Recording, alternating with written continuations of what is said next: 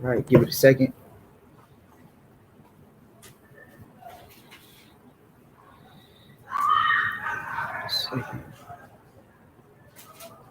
Hey, Ron, can you do me a favor? Can you close that door? Yeah. Shalom, family online. Shalom, my brother Ariyah. I mean, Ishar, I'm sorry. Change your name. You got to change your name on here. Change your name so I can know, you know. Good to see my brother, though. Shalom to everybody. Shalom. This is our memorial of Simon, all right, our Simeon. Now, you all good, You straight? If anybody has questions on why we're keeping our memorial of Simeon or Simon today, we have a lot of 2 different videos explaining our holy day calendar. All right. So if you need that information, you can go on our YouTube channel and check that out. One telltale sign that we're not in Shalom. People got questions tonight. You know what I'm gonna have to do? I'm gonna have to do a Q&A. Did Yahushua have kids? No. just real straight to the point. No, Yahushua did not have kids. Okay. So we just want to clear that up, all right? Okay. Somebody asks,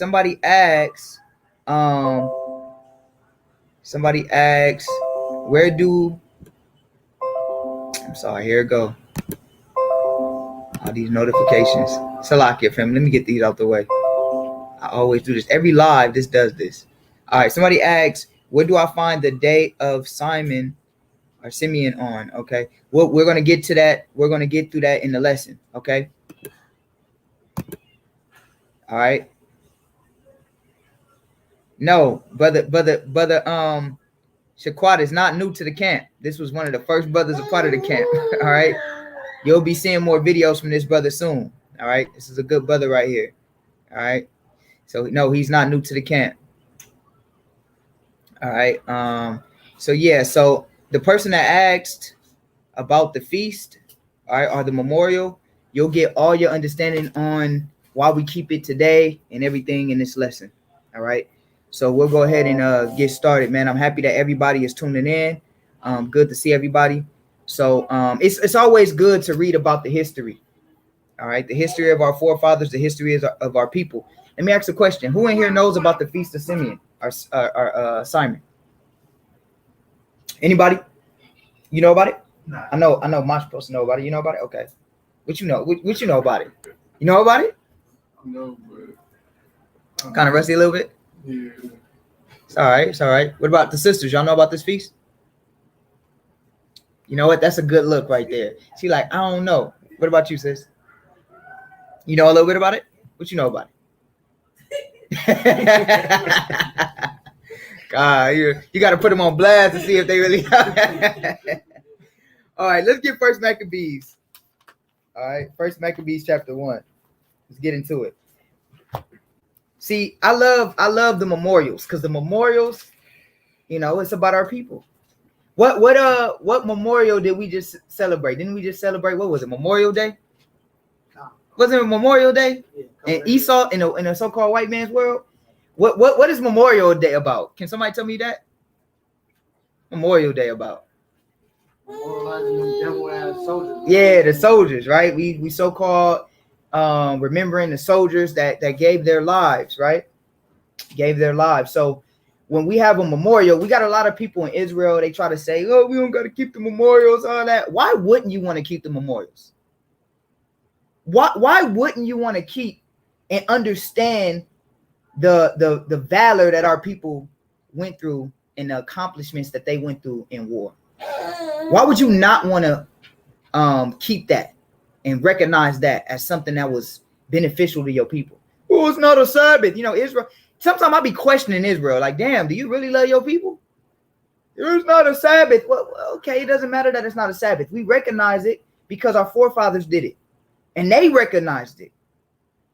So we recognize it. We recognize it as a day that our forefathers fought. And you can take a lot of the principles from this day, because this day teaches you how to navigate in this time, because they had heart. Unlike us today, they had heart.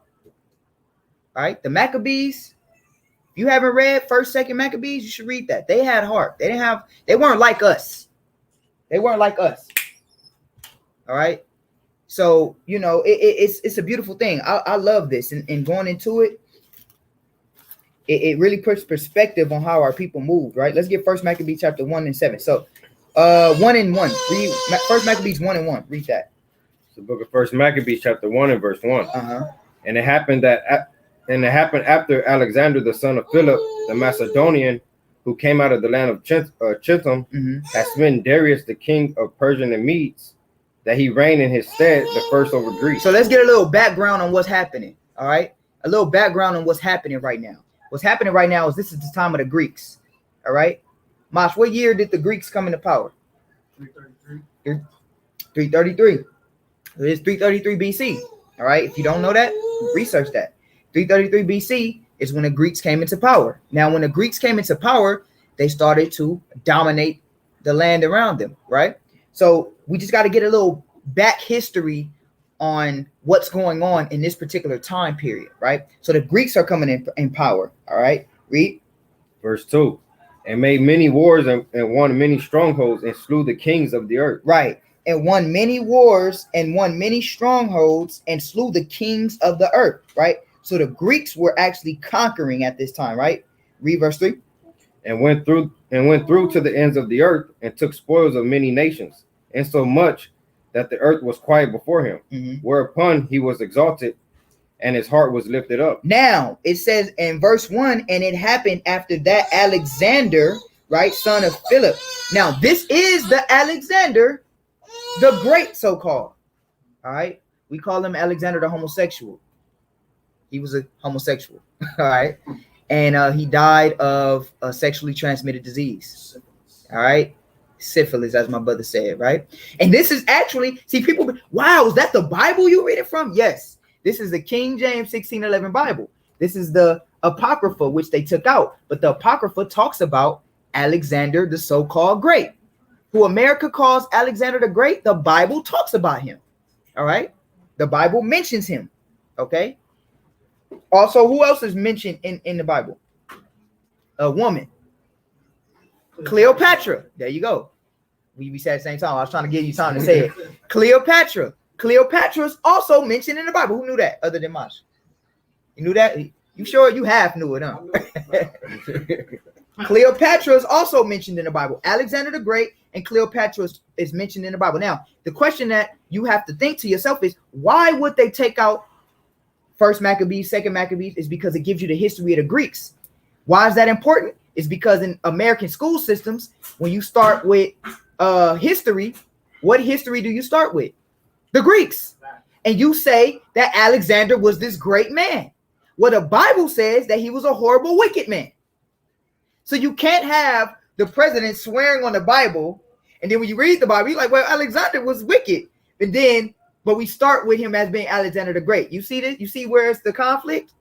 Right? But the Bible does talk about so-called Alexander the Great. All right, we're reading about him now. Okay, so let's keep reading. Read verse 5.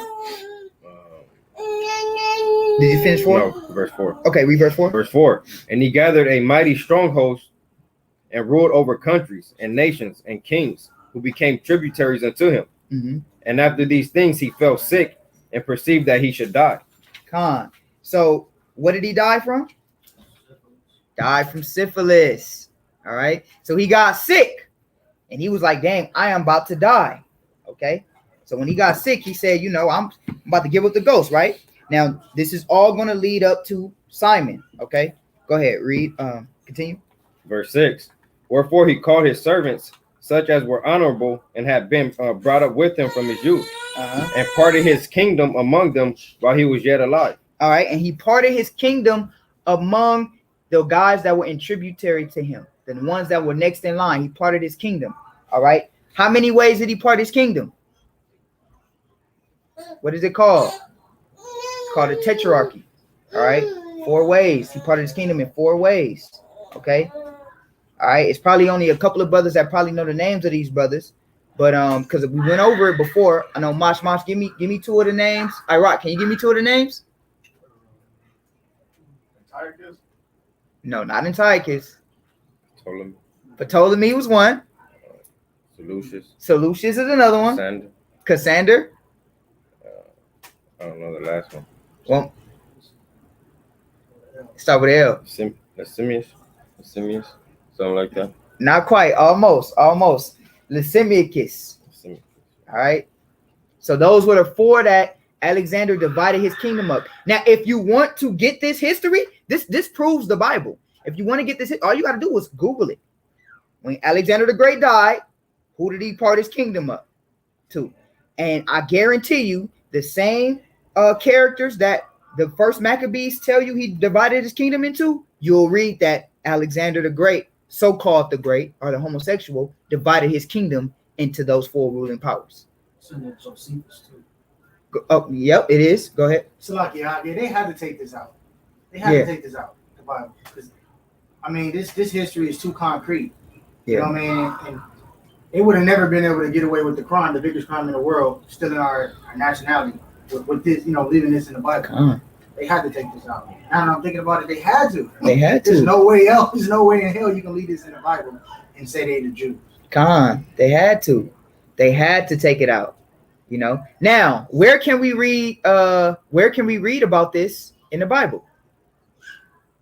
Not okay, the Apocrypha is the Bible, but where can we read about this history outside of the Apocrypha? But in the Bible, though. Oh, Daniel 8.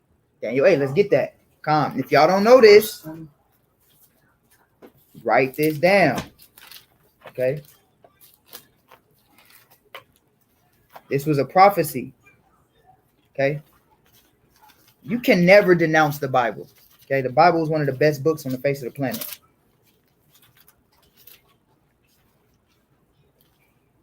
Let's start at verse let's just get to the point and let's get to the point and read. Yeah, you could start at verse 19. It's the book of Daniel, chapter 8 and verse 19. And he said, behold, I will make thee now, I will make thee know which shall be in the last end of the indignation. For at the time appointed, the end shall be. Mm-hmm. The ram which thou sawest having 2 horns are the kings of Media and Persia. Mm-hmm. And the rough goat is the king of Grecia. All right, so Daniel had a vision. When you read 8 and 1, it goes all into the vision that Daniel had. And he's seen these beasts come out of the water, right? And he's seen one beast, right? And it had 2 horns, right? And it was the king of Media and Persia, right? These are the who? The Persian and Mede Empire. And then after that, you have the Grecians come up, right? Read. And the great horn that is between his eyes is the first king. The first king. So that great horn, which is the king of Greece, was the first king, which was who? Who's the first king that's recognized in Maccabees? Alexander. All right. Alexander. Read. Verse 21. So 22. Now that being broken, whereas 4 stood up for it, 4 kingdoms shall stand up out of the nation, but not in his power. Right. So it says how many? 4 kingdoms shall stand up out of the nation. Didn't we just read that? We just read that in the Maccabees, right? So what are we seeing here? We're seeing prophecy fulfilled in the Maccabees from a vision Daniel had. Now, why is this prophecy? Because what kingdom was Daniel in? He was in Babylon. Okay. And it was 2 whole kingdoms were before the Greeks came in 333. The Babylonians and then the Persians and Medes came. And then the Greeks came. So this was a prophecy. And we can see this prophecy fulfilled in the book of what? Maccabees. But if you don't have this in your 1611, or if you don't have this in your King James, when you read this prophecy, my question to any Christian that does not subscribe to the Apocrypha, where do you get that history of the Greeks coming to power? You don't get that history. You can't find that history no other place but in the Maccabees. Right? So your Bible is incomplete. If you're a Christian watching this, your Bible's incomplete if you do not have the Apocrypha in it. One of the most prominent visions in Daniel 8, if you take out the Apocrypha, that history is not there. I will ask you, show me in the Bible Daniel 8 being fulfilled. You would not be able to do it without the Apocrypha included in the Holy Scriptures. You understand? So it says 4 kingdoms is going to come up once this great nation falls. All right, read. And in the latter time of their kingdom, when the transgressors are come to the full, a king of fierce countenance and understanding dark sentences shall stand up. Right. Now, who is this king? Who is it? Anybody know? Antiochus Epiphanes. Anybody know what Epiphanes mean? Exactly. He tried to be the Most High. Okay. Tried to be the Most High. So Daniel's prophecy came to pass in Maccabees. So now let's go back to Maccabees. Now I'm giving you guys a little brief history lesson to understand just how magnificent it was for Simon to really fight and overcome his enemies. Okay. Because who know how strong the Greeks were? What kind of warfare were the Greeks known for? Not guerrilla. You had brass warfare or bronze. So you had the Bronze Age. Then you had the Iron Age. Okay. Iron, meaning the weaponry changed. Right? Y'all should look that up. Okay. So before, so the Greeks came with a whole different style of weaponry that nobody had seen before. Then the Romans just came and just outdid that. You understand? So y'all should look that up. Okay. So they came with an iron style of weaponry.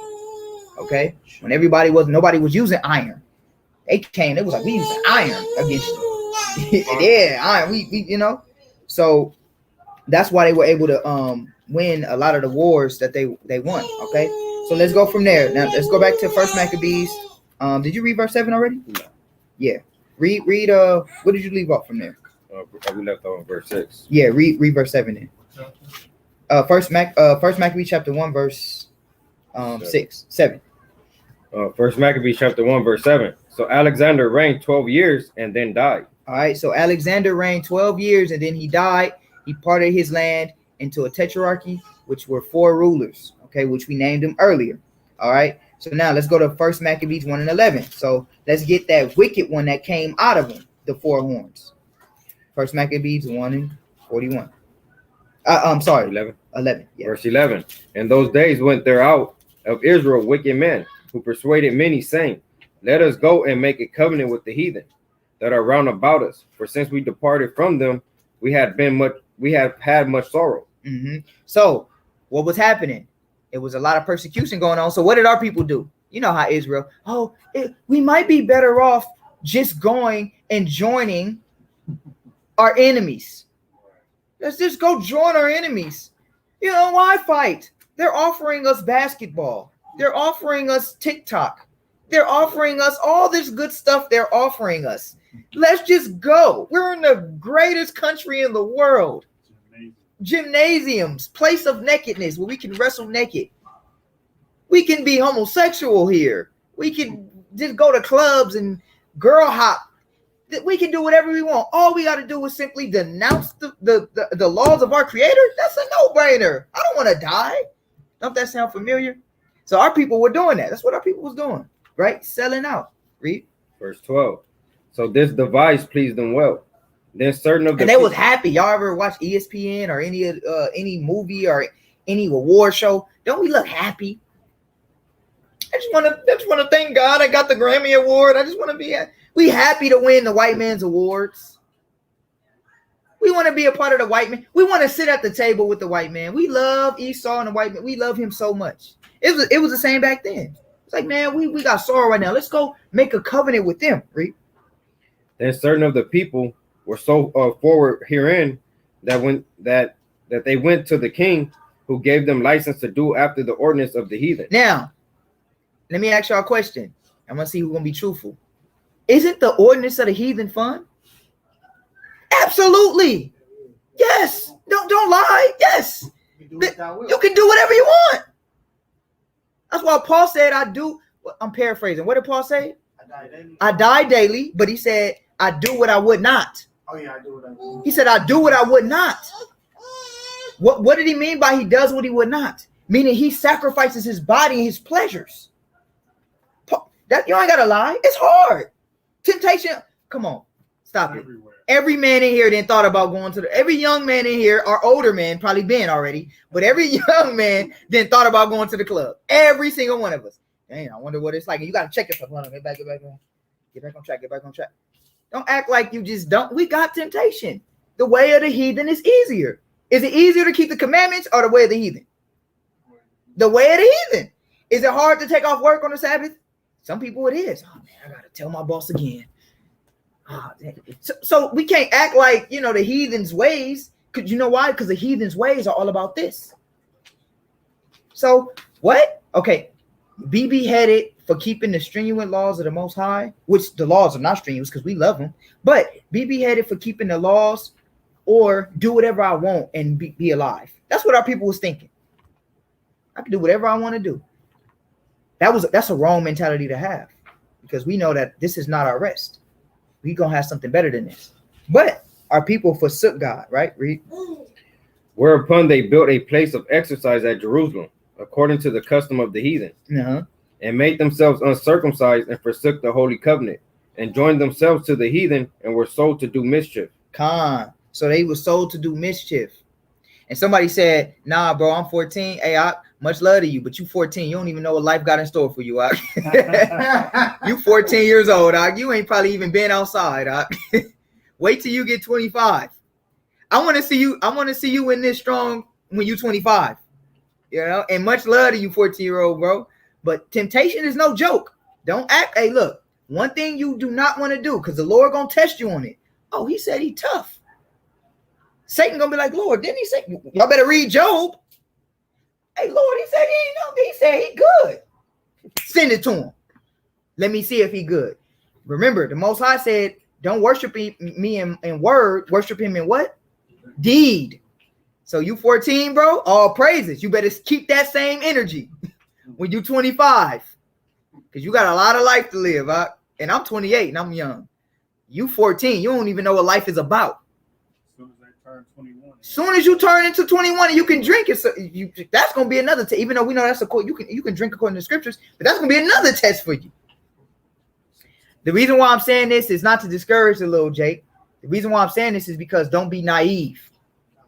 Understand your flesh and understand your enemy been around since the beginning. You only been here, the most of us, probably 50 years. That's nothing compared to what the Lord, what the enemy is, the spirit enemy, not Esau, has been around, right? So let's keep reading. So we was doing whatever he wanted to do. Let's keep reading. Read. Verse 16. Now, that's it. Give me First Maccabees 1 and 41. First Maccabees chapter 1, verse 41. Moreover, King Antiochus wrote to his whole kingdom that all should be one people. Right. So Antiochus said, look, right, which is that wicked guy that came up. He said, we're going to be one people, right? Read. And everyone should leave his laws. And everybody should leave his laws. Read. So all the heathen agreed according to the commandment of the king. Read. Yet many also of the Israelites consented to his religion and sacrificed unto idols and profaned the Sabbath. Now we reading this. Somebody right now was like, I'll never do that. Yeah, we reading this right now. In somebody's mind, somebody said, I'll never do that. I can't wait till America say that. I'm going to be ready. Okay. All right. Hey, look, I'm not boo-boo the fool. If our ancestors did it, y'all gonna do it too. Somebody gonna forsake God in this time, or else the Most High is a liar. Because didn't he say a lot gonna forsake him? So don't get it twisted. They were faced with either consenting to the Lord or consenting to the enemy. And a lot of them chose to go to the enemy. Why? Because they were afraid of death. Now we haven't gotten that far in this right now, but it will happen to where you gotta choose what you want to do. You want to go with the Most High, or you want to go with your enemy? See, history is very important to read. I know we like to watch the debates and all of that. You should go back and read the history. You know, we like to read go into the popular lessons in Israel and the deep sayings. Read the history, because the history just might save you. That's why we memorialize Simon. because they show you how to behave, show you how to act, show you how to be valiant, show you how to be strong, show you how to stand up for righteousness, right? Because I'm telling you, this right here is going to happen again. And I'm going to tell you, if you can't take off for the Sabbath, but you're talking about you're going to die for the Most High, no, you're not dying for the Most High. If you can't give your boss a Sabbath letter and tell him I need my days off, you going to think you're going to trick me and tell me you're going to die for the Lord? I doubt it. How many of y'all believe that person going to die for the Lord? I got to work the Sabbath, but I'm going to die for the Lord. No, you're not. You're not going to die for the Lord. You can barely turn in a paper. You can't even try. You know? And these tests are going to get more frequent and frequent. You're going to see it, right? Let's keep reading. Read. Verse 44. For the king has sent letters by messengers into Jerusalem and the city of Judah, that they shall follow the strange laws of the land and forbid burnt offerings and sacrifice and drink offerings in the temple, and that they shall profane the Sabbaths and festival days and pollute the sanctuary and holy people. Right. They wanted to pollute us, right? Read. Set up altars and groves and chapels of idols and sacrifice swine's flesh and unclean beasts. You see that? They went above. Why you think they went above and beyond to make Israel polluted? Why? Because they knew if we pollute them, their God won't fight for them. Now, this is one of the superpowers of history. Can you imagine what's going on right now? Can you imagine? That's like, imagine this. I know we're in America right now, which is like the superpower, but just bring your mind to think about this. Who's the next superpower in line? China. China? Or Russia or one of them? Imagine Russia or China coming on American soil and the White House burned down. The U.S. Senates and all of that, all the capitals is burnt down, destroyed, and you got people in the streets that's from Russia marching with guns. How y'all gonna feel? Because America ain't never had war taken to their soil. See, none of y'all know what that feel like. So imagine that. Imagine that. You got a whole bunch of non-American troops walking down with guns and tanks and blowing up buildings. The president then died. The rich white people, like not the rappers, but the higher ups are leaving. You can't turn on the news because when you turn on the news, it's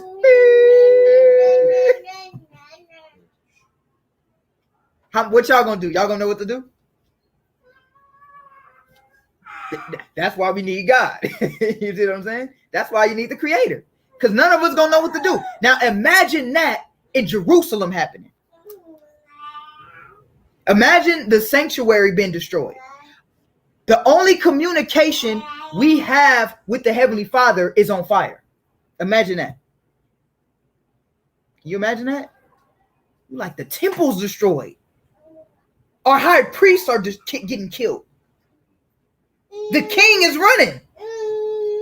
Imagine that in Jerusalem. I'm just trying to paint a picture of why we memorialize the Maccabees, because this is a fact of what happened to them. And watch this. Read. Verse 48. That they shall also leave their children uncircumcised and make their souls abominable with all manner of uncleanness and profanation, to the end that they might forget the law and change all their ordinances. And whosoever will not do according to the commandment of the king, he said he should die. Imagine that. Imagine that. Then the news come back on and then it's a Russian dude. If you do not adhere to the laws of Russia, you will die.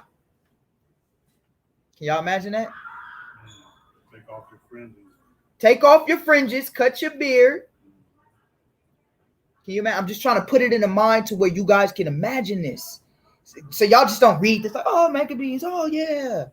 No, it wasn't oh yeah back then for them. It was like, your baby's getting killed in the street. Can you imagine your son, he's circumcised, they slay him in the street? You imagine that? And then throw his body on the street? This is what was happening right here. This is why we have to keep their memory alive. This is why we accept this day as a day that is honorable to the Lord, because these men were ready to die. I don't want to hear nobody online or in here say, I'm ready to die, because no, you're not. Nobody is ready to die. We ain't even shot a gun at 5 people. Don't say you ready to die. On that day, we hoping, and then I know brothers looking at each other because we, some of us used to, even that G sliding. You just in the, you ain't never had 100 on that side, 100 on this side, ducking. Look up the Korean War when we was in fighting the war in Korea. Y'all, what's that movie called with what's the dude that played Forrest Gump? Tom Hanks. What's that war movie that was called that Tom Hanks played in? That Saving Private Ryan? Saving Private Ryan. Y'all ain't never experienced that. Never. Y'all who seen Saving Private Ryan? Y'all ain't never. We don't have to have a movie night. Y'all, look, you seen it right out?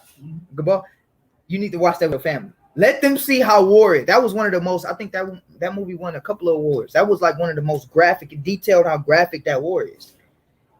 Watch Saving Private Ryan. That is a heck of a movie. I'm telling you. Y'all ain't never seen war quite like that.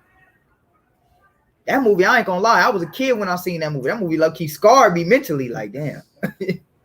And even today's war is different because we more so technology. Back then it was they had rifles hopping off a boat, getting shot in the head, blown up, landmines.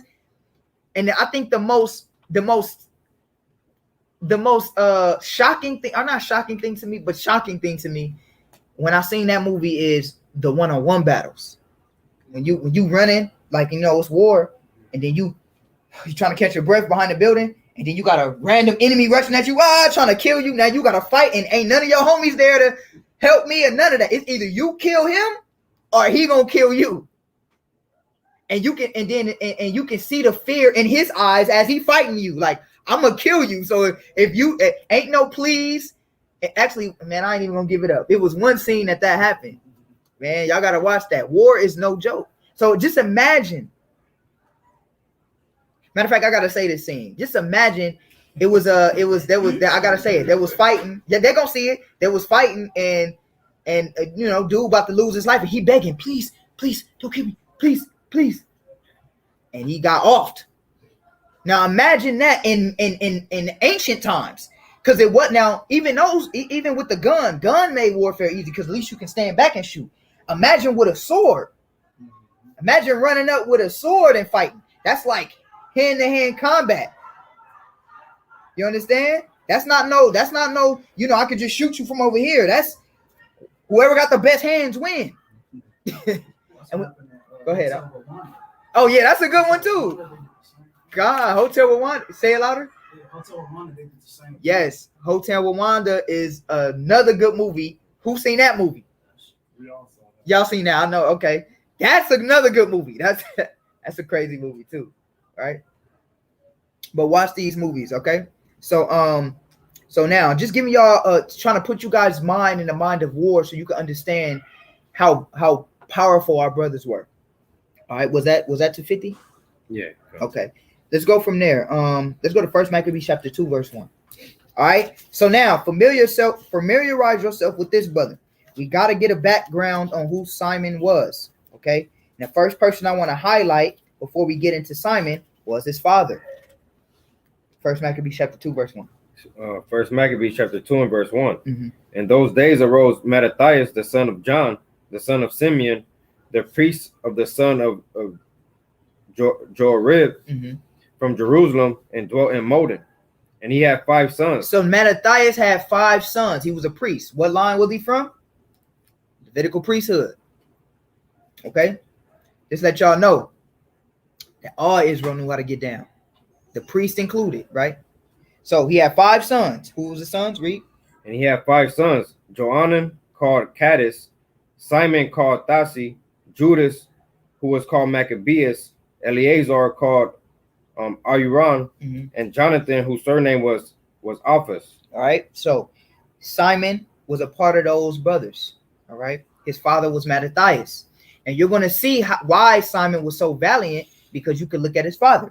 Now, when all of this is happening, imagine the war going on, everything going on, like destruction all around you. Watch what happens. Let's go from there. And let's go to 1 Maccabees chapter 2, verse 18. Verse 18. Now, therefore, come thou first and fulfill the king's commandment. Now, what happened was, back in the day, you had like a messenger from the king, and he would go into the land, and he'll be like, look, Mattathias, Israel's destroyed. The king don't want to kill you. The king wants you to be his friend. The king, Mattathias, the king wants you to sit by him on his table of leaders. Look, give it up. Jerusalem's destroyed already. We already done destroyed your cities. We done already burnt down everything. There's dead bodies in the street. The king don't want to kill you, Mattathias. The king, because Mattathias was a high priest, so he had influence. He was like, man, just come bow down to the king. You ever seen 300? That movie 300? What did the messenger do? Came to Leonidas. You know, you see how they try to take our story, like they was the fake six packs and all that. Come on, man. But anyway, he came to Leonidas in the movie 300, and what did he say? He was trying to give him like, look, man, you know, king of Persia, he's coming. Now it's fun. You know what's funny? What's really funny is that movie actually, if you want to be real, the Greeks were the good guys in that movie, and the Persians were the bad guys. But technically, for Israel, you're going to find out in this story, the Persians was actually our homies. Did y'all know that?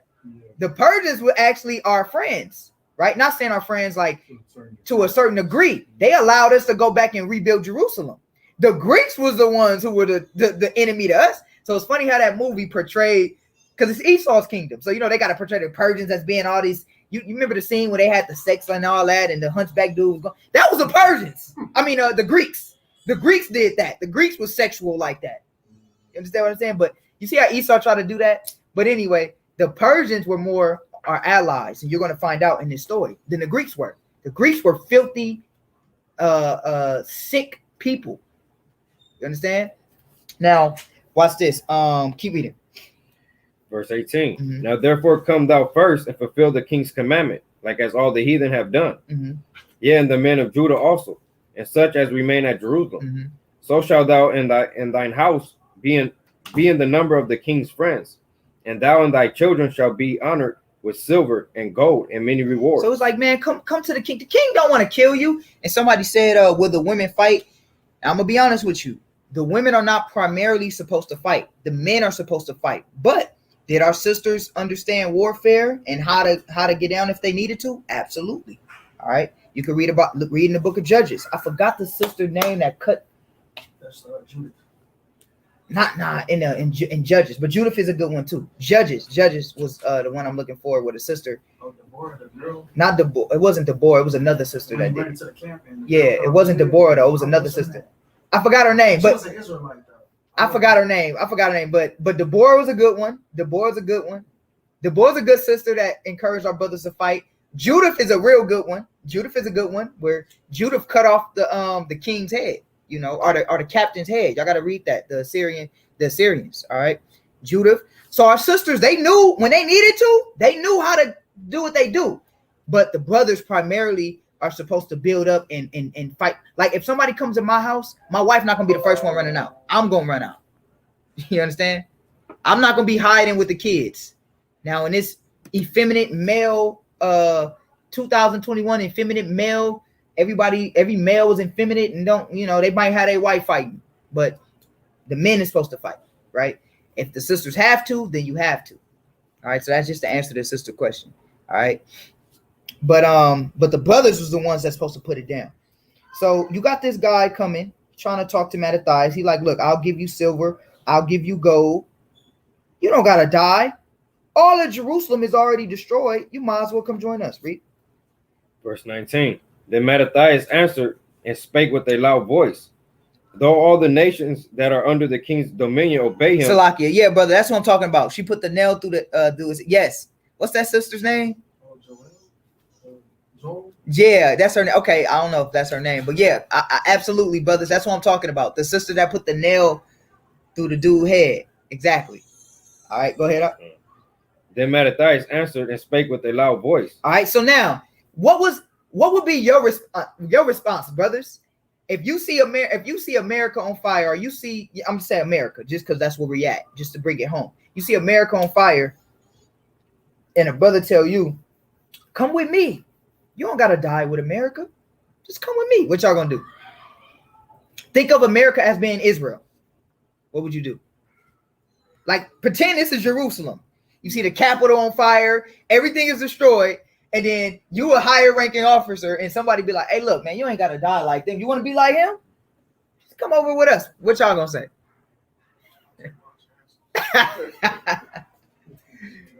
You say you don't. Can't die with them? Not with the heathen. But not with the heathen? Okay. You say, so you gonna stand up? Yeah, I don't want to put y'all on spot. That's not a fair question. Because that's a hard question. Because anybody can say, yeah. You know, we don't know until we get into that situation. I'll be praying to God I don't get into that situation. But shoot, if I do, I just like, look, Lord, if it's your will, this is what I say. And if the 14-year-old brother is still watching, this is what I do. I'm not so quick to say, you know, I necessarily, like Peter, right? I don't want to be so quick to say, I'm going to die. Lord, if you put me in that situation, give me the strength. Huh? Yeah. You get it. Lord, forgive me, you know, for my transgressions. If it's your will for me to die, I will accept that. That's what I pray. You understand what I'm saying? That's what I pray. So let's keep reading. Oh, my young brother's still here. My young brother still, and I love your passion. I love your zeal. You keep that, but you want to always keep that the Lord is the first person that you want to establish as your adherent to. You don't want to just speak out of turn, because the Lord's going to hold you accountable for everything that you speak. So the thing that I speak is, I will say, look, Lord, let your will be done. I don't want to die. Because look, who else said that? Who else said that? Who else said that? Christ. Christ said, Lord, if this cup can pass from me, did he want to die? No. Who wants to die? Honestly, who wants to die here? Come on, let's stop being stupid. Who wants to die? Any of y'all brothers want to die? And you look damn live. You say, I want to die. No, you don't. Nobody in this room and on this computer wants to die. Even Christ didn't want to die. Because Christ said, if this cup can pass from me, let it pass. Did Christ say, I'm ready to die? No, he didn't. He was ready to die, but he was like, look, Lord, if it could be another way, make that happen. So I learned from my Savior. If it could be another way, Lord, let it happen. But if I have to, give me the strength. Because can he give you the strength? Absolutely. All right. But Mattathias, he stood up strong. Read. Though all the nations that are under the king's dominion obey him and fall away every one from his religion of their fathers and give consent to his commandments, yet will I and my sons and my brethren walk in the covenant of our fathers. So Mattathias was like, look, we not breaking the laws. Read. God forbid that we should forsake the law and the ordinances. We will not hearken to the king's words to go from our religion, either on the right hand or on the left. Now when he had left speaking these words, there came one of the Jews in the sight of all to sacrifice on the altar, which was at Modin, according to the king's commandment. Which when Mattathias saw, he was inflamed with zeal, and his reins trembled. You see that? So Mattathias was like, look, we not disrespecting the Lord. And then one of our nation was like, well, forget you, Mattathias. I'm about to go ahead and sacrifice. Mattathias was so mad. What did he do, Reed? Neither could he forbear to show his anger according to the judgment. Wherefore he ran and slew him upon the altar. Also the king's commissioner who compelled men to sacrifice, he killed at that time, and the altar was pulled down. See that? So this is, I'm just reading, I'm just letting y'all know that this is the type of man that Simon comes from. He comes from Mattathias. Mattathias was a warrior. He was ready to do what he had to do. The Lord gave him that zeal to do that. So now y'all can see if this man's father was like that, how y'all think he was? He was the same as his father. So now let's get to the point. So now Tryphon, right? Let's go First Maccabees 11. Let's get to the point now. Let's start the story of where Simon began to be recognized and memorialized throughout our nation. First Maccabees 11 and read 38. Look at First Maccabees chapter 11 and verse 38. And this when King Demetrius saw that the land was quiet before him and that no resistance was made against him, he sent away all his forces, every one to his own place, except certain of bands of strangers, whom he had gathered from from the isles of the heathen. Mhm. Wherefore all the forces of his fathers hated him. Mhm. Moreover, there was one Tryphon that had been of Alexander's part afore, Mhm. who seeing that the host murmured against Demetrius, went to. So who was Demetrius? Demetrius was the king of the Persians and Medes. All right, and they were having war with the Greeks at this time. So Tryphon, right, seeing this, he's like, okay, let's see what Tryphon wanted to do. Read. So this is what I was telling you guys about the Persians and Medes, how they were our allies. Read. Went to Samarku the Arabian, that brought up Antiochus and the young son of Alexander, Mm-hmm. and laid sore upon him to deliver him this young Antiochus, that he might reign in his father's stead. Mm-hmm. He told him therefore all that Demetrius had done, and how his men of war were at enmity with him, and there he remained a long season. Right, read verse 41. Verse 41. In the meantime, Jonathan sent unto King Demetrius that he would cast those of the tower out of Jerusalem, Mm-hmm. and those also in the fortresses, Mm-hmm. for they fought against Israel.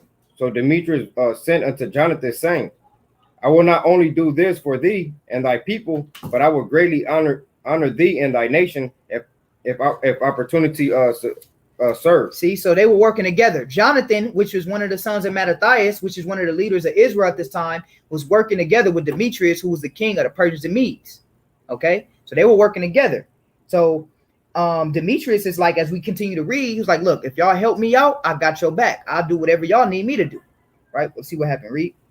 Now therefore thou shalt do well if thou send me men to help me, for all my forces are gone from me. Mm-hmm. Upon this, Jonathan sent him 3,000 strong men unto Antioch. Now you know how Israel is today. Oh, the heathen, yeah, the heathen. But we also worked with them too when it was in our favor. So Jonathan was like, look, I got your back, Demetrius. I'll send you some help, right? In turn, you're gonna have to look out for me, because who are they fighting against? Who was their common enemy? The Greeks. You understand? The Greeks were their common enemy. All right. So let's see what happened. Read. And when they came to the king was very glad of their coming. Howbeit they that were of the city gathered themselves together into the midst of the city, to the number of 120,000 men, Mm-hmm. and would have slain the king. Mm-hmm. Wherefore the king fled into the court, but they of the city kept not passages of the city, and began to fight. Read. Then the king called to the Jews for help. So they came to help him as promised. Read. Who came to him all at once, and dispersing themselves through the city, slew that day in the city to the number of 100,000. Mm-hmm. Also they set fire on the city, and got many spoils that day, and delivered the king. Mm-hmm. So when they of the city saw that the Jews had got the city as they would, Mm-hmm. they encouraged and abated. Wherefore they made supplication to the king and cried, saying, grant us peace, Mm-hmm. and let the Jews cease from assaulting us and the city. Mm-hmm. With that they cast away their weapons and made peace, and the Jews honored in the sight of the king, and in the sight of all that were in his realm. And they returned to Jerusalem, having great spoils. See that? So they went and they won that battle against the Greeks. They helped King Demetrius, right? Let's keep reading to keep reading. So King Demetrius sat on the throne of his kingdom, and the land was quiet before him. Nevertheless, he disassembled all that he ever spake, and estranged himself from Jonathan. Neither rewarded he him according to the benefits which he had received of him, but troubled him very sore. Mm-hmm. After this returned Tryphon, and with him the young child Antiochus, Mm-hmm. who reigned and was crowned. Mm-hmm. Then there gathered unto him all the men of war whom Demetrius had put away, and they fought against Demetrius, who turned his back and fled. Mm-hmm. Moreover, Tryphon took elephants and won Antioch. So now Tryphon did win. He took over. He was like, look, I'm taking over Greece. I want to take this over from Antiochus, and I want to destroy Demetrius, right? Which were the Persians and Medes, but the Jews helped.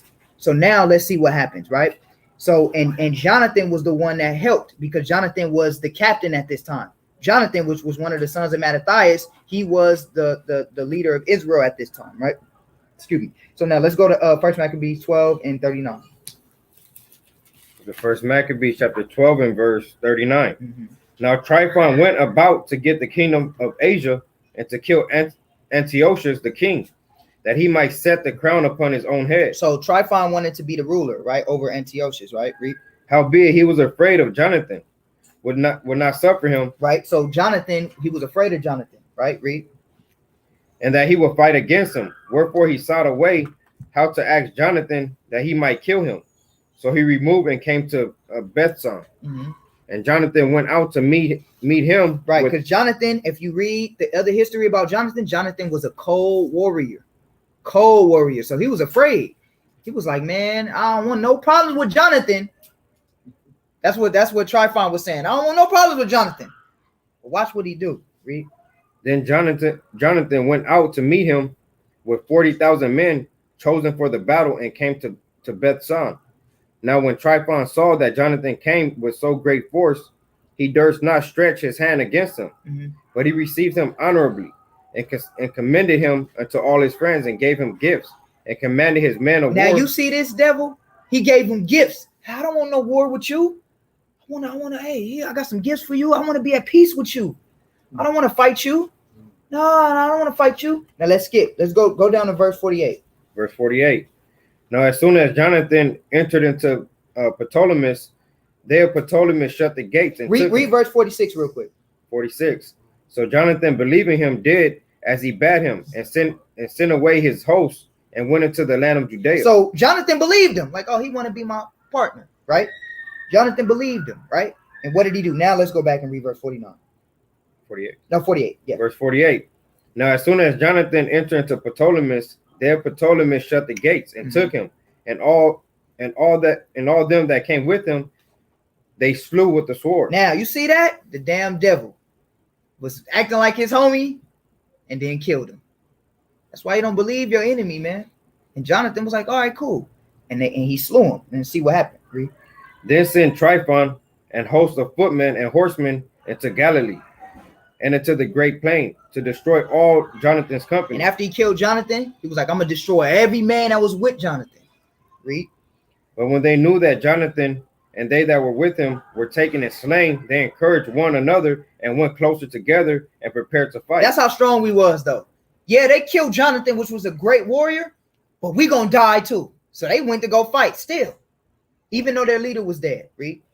They therefore that followed upon them, perceiving they were ready to fight for their lives, turned back again, whereupon they all came into the land of Judea peaceably, and there they bewailed Jonathan and them that were with him, and they were sore afraid. Wherefore all Israel made great lamentation. Because y'all got to go read about Jonathan. Jonathan was a great warrior. You have to read that. That's like, man, one of the reptibles getting killed. They were so sad at that, because Tryphon had tricked them, right? Read.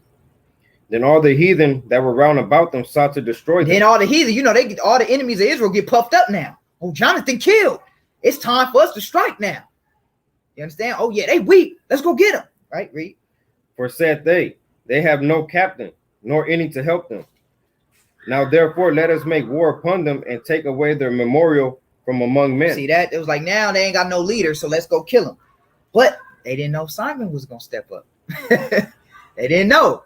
Now let's read. We almost finished. Let's read First Maccabees chapter 13, verse 1 now. First Maccabees chapter 13 and verse 1. Now when Simon heard that Tryphon gathered together a great host to invade the land of Judea and destroy it. You see that? So now Simon hearing this, right? He's like, okay, they think they're going to destroy us. Read. And saw that the people was in great trembling and fear. He went up to Jerusalem and gathered the people together and gave them exhortation, saying, ye yourselves know what great things I and my brethren and my father's house have done for the laws and the sanctuary, the battles also and troubles which we have seen, by reason whereof all my brethren are slain for Israel's sake, and I am left alone. He was the last brother. He was by himself. His brothers was killed. Did he cry? Did he go in the corner? Oh, my brother, my dad is dead. My brothers are dead. Everybody's dead. Run! And all Israel scattered. Now he said, you know what? Yeah, my family died. My father's dead. My brothers are dead. He said, it's my turn now. I got to step up. Right? He said, my brothers were slain for Israel's sake. So what does that mean with me? You know what that tells you? No matter how hard you pray, no matter how hard you ask the Lord, sometimes it might just be your time to die. You can't be like, I prayed and now I gotta die. No. Lord might have it to be your possession. She'll get back double for being valiant like that. These men will be memorialized forever. They died for the Lord. So now Simon is like, it's my turn now. Read verse 5. Now therefore be it far from me that I should spare my own life in any time of trouble. He like, why should I spare my own life? And they didn't spare their life. Read. For I am no better than my brethren. Like, I'm no better than them. Read. Doubtless I will avenge my nation. He like, I'm gonna avenge my nation. Read. And the sanctuary, and our wives and our children, for all the heathen are gathered to destroy us of very malice.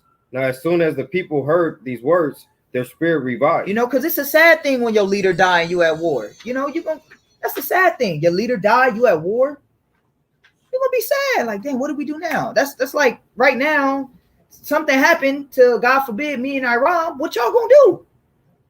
Brother's gonna be like, well, I guess that's the end of that. Or somebody gonna be like, well, shit, we can't. Come on, man, what we gonna do? You can't fold now. We still gotta step up. That's why we trying to raise men to step up. God forbid, something happened, we just give up and just. So that's how Simon felt, and he revived their spirit when they seen leadership. Right? Read verse 8. And they answered with a loud voice, saying, Thou shalt be our leader instead of Judas and Jonathan thy brother. He said, so they appointed Simon the leader. They said, you're the leader now. You're going to be the one that fights our battles now. Right? Let's keep reading.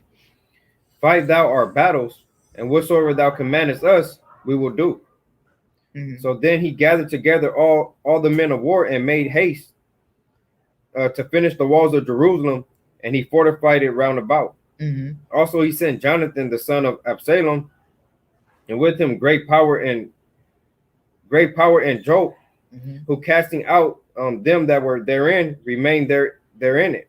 So Tryphon removed from Ptolemais with a great power to invade the land of Judea. See, so Tryphon was like, look, I'm getting rid of all of Israel's friends. I'm killing everybody that's in line with Israel. All right. So let's read verse 19. Go to verse 19. Verse 19. So he sent them the children and the 100 talents. Howbeit Tryphon dissembled, neither would he let Jonathan go. Right. And after this came Tryphon to invade the land and destroy it, going round about by the way that leadeth into Adora. But Simon and his host marched against him in every place wheresoever he went. Now they that were in the tower sent messengers unto Tryphon to the end that he should hasten his coming unto them by the wilderness and send them victuals. Wherefore Tryphon made ready all his horsemen to come that night. But there fell a great snow, by reason whereof he came not. So he departed and came into the country of Galaad. And when he came near to Bascama, he slew Jonathan, who was buried there. Afterward, Tryphon returned and went into his own land. Right. So now he's like, look, I got the body, right? I slain Jonathan, right? So he went into his own land, and read verse 25. Verse 25. Then sent Simon and took the bones of Jonathan his brother and buried them in Modin, the city of his fathers. So he took the bones of Jonathan, then he buried Jonathan by his fathers. Okay. Read verse 26. And all Israel made great lamentation for him and bewailed him many days. Simon also built a monument upon the sepulchre of his father and his brethren, and raised it aloft to the site, and hewn stones behind and before. Moreover, he set up 7 pyramids, one against another. So did Israel know how to build pyramids? Absolutely. Right. So he set up 7 pyramids for his father and his brothers. Right. Read. For his father and his mothers and his 4 brethren. And in these he made cunning devices, about the which he set great pillars, and upon the pillars he made their armor for perpetual memory. And by the armor ships carved that they might be seen of all that sail on the sea. So he buried his brothers, right? Now let's get there. Let's go to let's read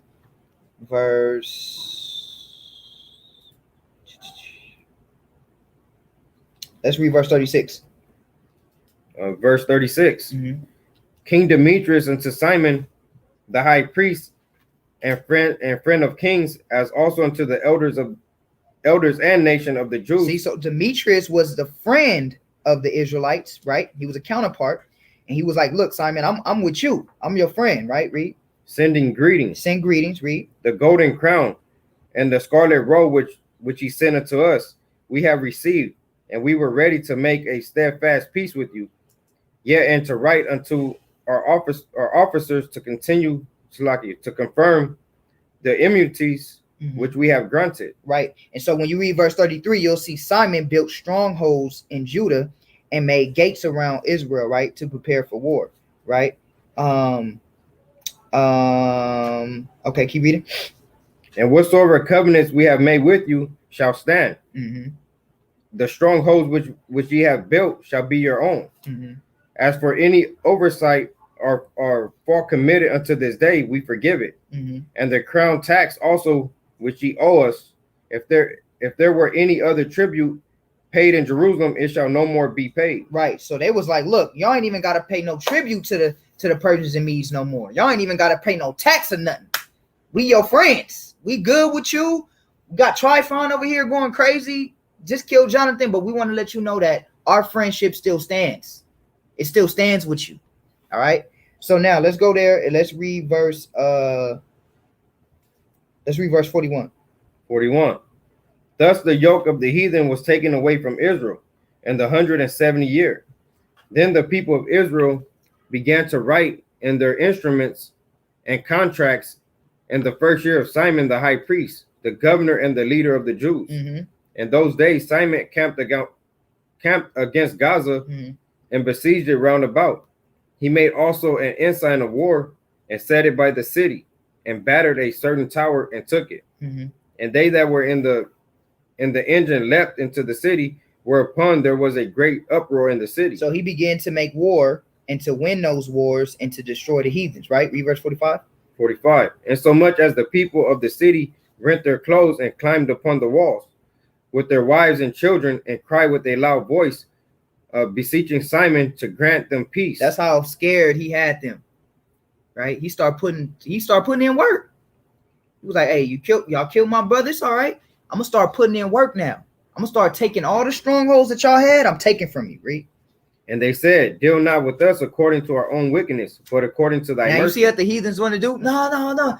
We're sorry. We didn't mean to do that. What you mean you didn't mean to do that?